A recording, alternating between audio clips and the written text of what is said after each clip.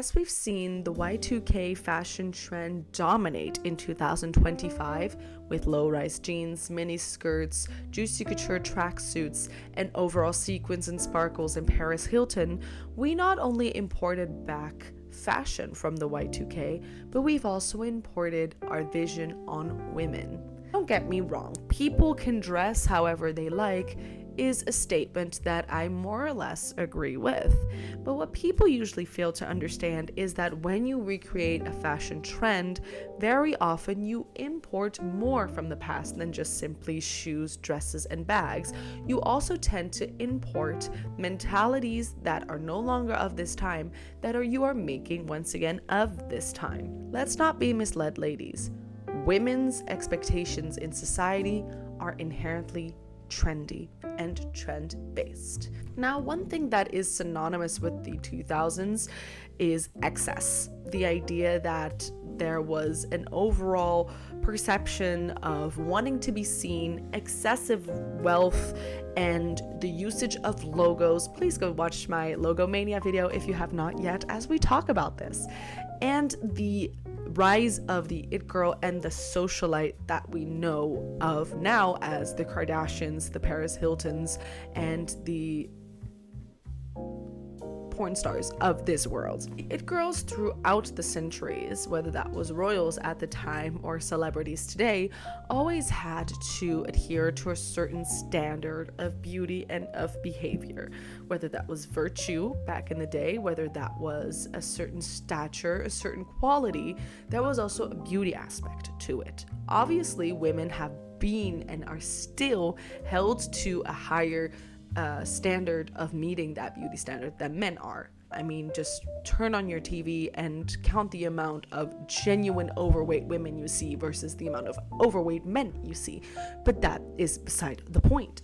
While there has always been a relationship between media and the subjects that they wrote about, there was always some sort of distance between the two, mainly because of access. You had to, as a journalist or as a reporter, request access and receive access from your subject and get their explicit consent on that access. I mean, you couldn't interview a person that didn't want to speak with you, and there was no other way for you to reach them unless they reached out to you.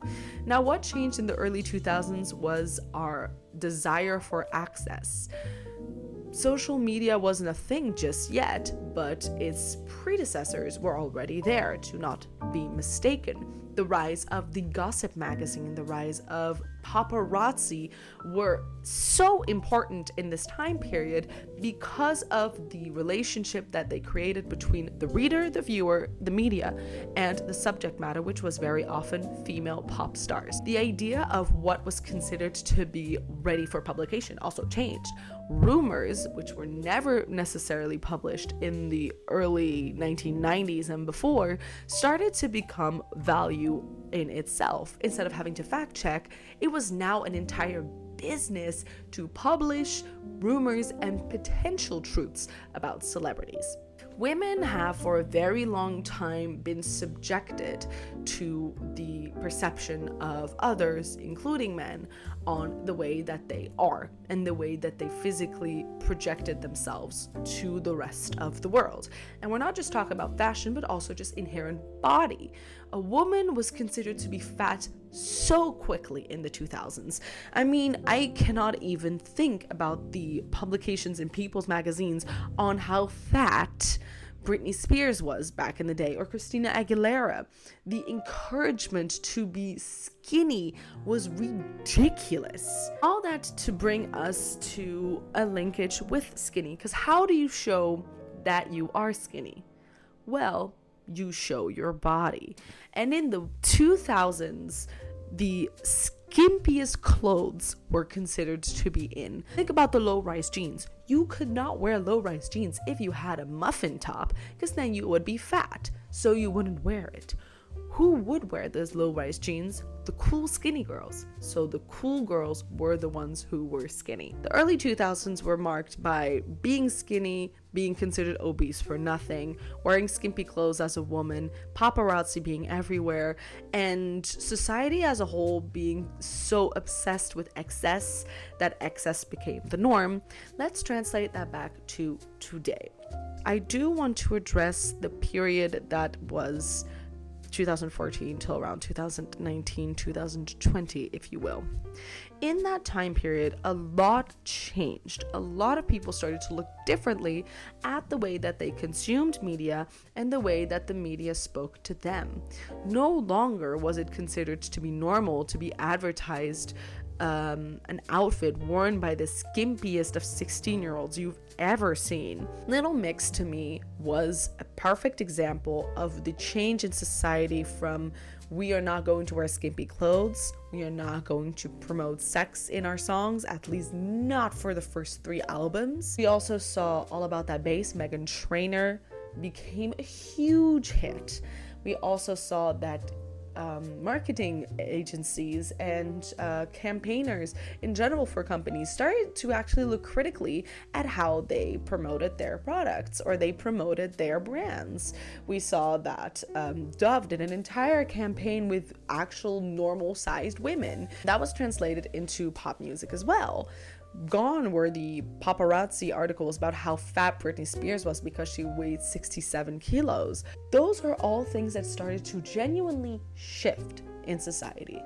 And then 2020 came along. 2020 locked a lot of people into their homes and locked a lot of people into a very unhealthy algorithm on their social media. A lot of people in lockdown were locked into nostalgia, thinking of the good old days when they would go out clubbing and they realized that the lives that they were living were not the ones that they wanted. A lot of people were not happy with their spouses, with their friends, with their house, with their careers, and started to reminisce back to an earlier time in their lives, which was, no doubt, for a lot of cases, the early 2000s, or at least until the 2010s. And that's created a shift as well in the fashion industry, where we saw that a lot of brands started to revamp back old ideas from the 2000s. Think about the rise of new gossip pages such as De Moi on social media, and that People magazine started being sold more again. A lot of celebrities that were seen as part of the body positivity movements were among the first to give themselves a new batch of Ozempic. Lizzo, Meghan Trainor, the women that led the body positivity movements in 2014 till around 2020 were now taking Ozempic and shown at their skinniest. Even Adele was skinny as heck. Everybody was suddenly taking this drug to appear as skinny as possible, as quickly as possible. Because hey, the Y2K era was back.